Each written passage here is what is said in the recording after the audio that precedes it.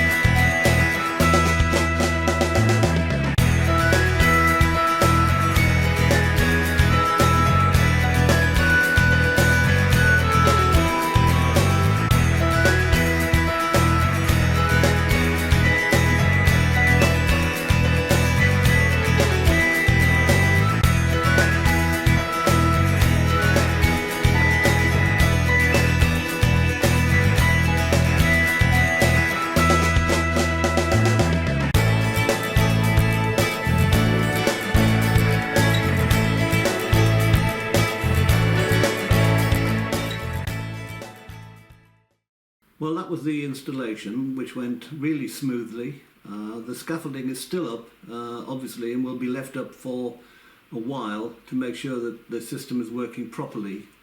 Because if we took the scaffolding down and then there was an issue with the panels, there'd be the expense of putting the scaffolding all back up again. So Octopus have contracted for a fortnight after the installation to leave the scaffolding up, and as long as we're happy at the end of that time, then they're going to take it back down again.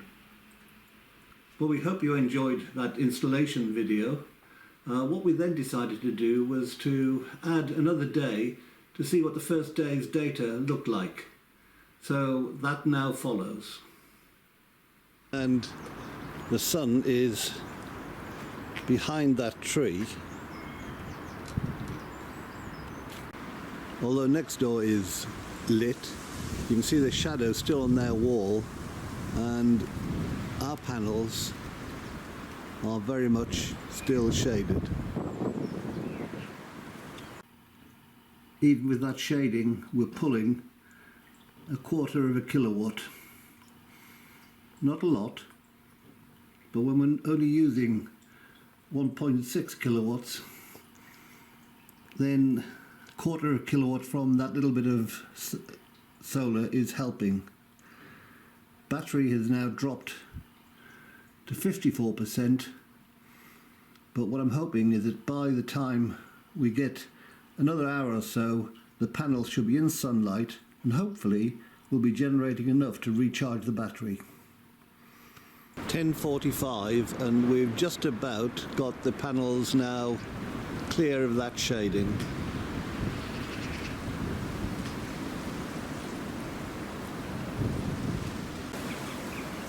It's 11 o'clock and the panels are now completely clear, and we're getting 1.25 kilowatts at the moment, which is covering the house load and putting about 1 kilowatt an hour back into the battery.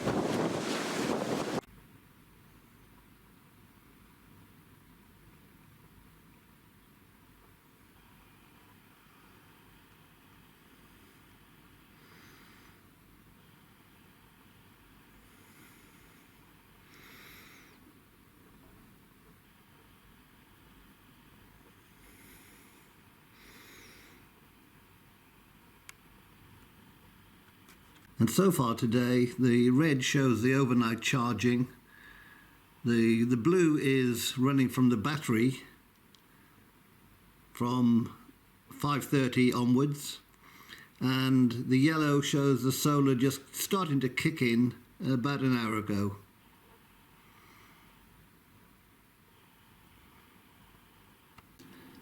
Well, it's now 1 o'clock, and I think that's probably the best that we're going to achieve today.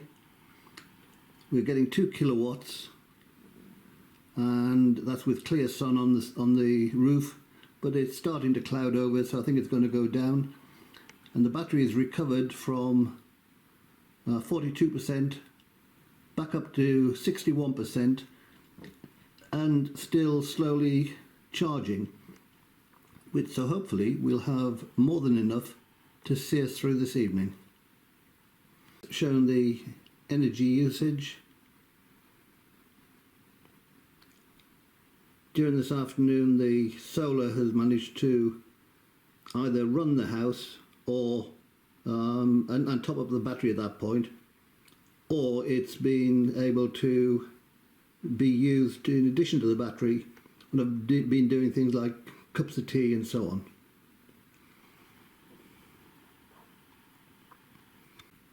It's now 3:30 and we are just about matching the house load with a tiny little bit of battery being charged.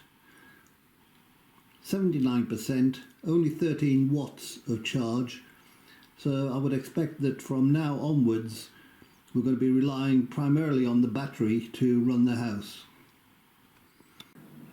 Well, we're just coming up to the end of the peak period and we're about to go into the off-peak overnight charge. So I'm wrapping up this vlog with some final data. It's nearly 11:30. We've got 21% left, and the battery has done very well. In red, we charged up overnight last night, and then at 5:30 the blue shows the battery running the house until we had the solar kicked in effectively late morning, ran through till about 4 o'clock, and we've been running on the battery since then.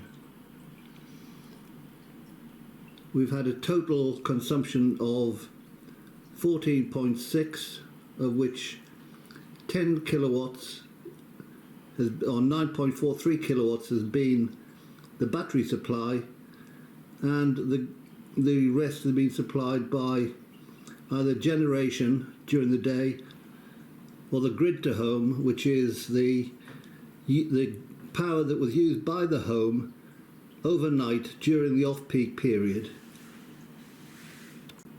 The aim was to avoid paying full price electricity, and as you can see, the grid supplied power to the house overnight during the off-peak period, and apart from one little blip mid-morning when we put a kettle on and it very briefly outdid the ability of the battery to supply power, we've achieved our aim, and we have had no full price electricity for the rest of the day. So on the first day, which was admittedly a sunny day, but in January, the system coped really well. It did what we were asking of it, and we ended up with no bills from Octopus for the peak rate. If you are interested, we will be posting other videos as we go along to have a look at how it's performed on a monthly basis rather than just a one-day snapshot. So we hope you've enjoyed this, and if you would like to come along with us, please do. As I said in previous ones, you don't have to subscribe, although that would help if you wish to look at us, but we get nothing from it. We are not being monetized by YouTube, we're not being sponsored by anybody, and we have no income whatever from the adverts that you may or may not see with YouTube attached to this video. So thank you for being with us, and we hope you enjoyed the video.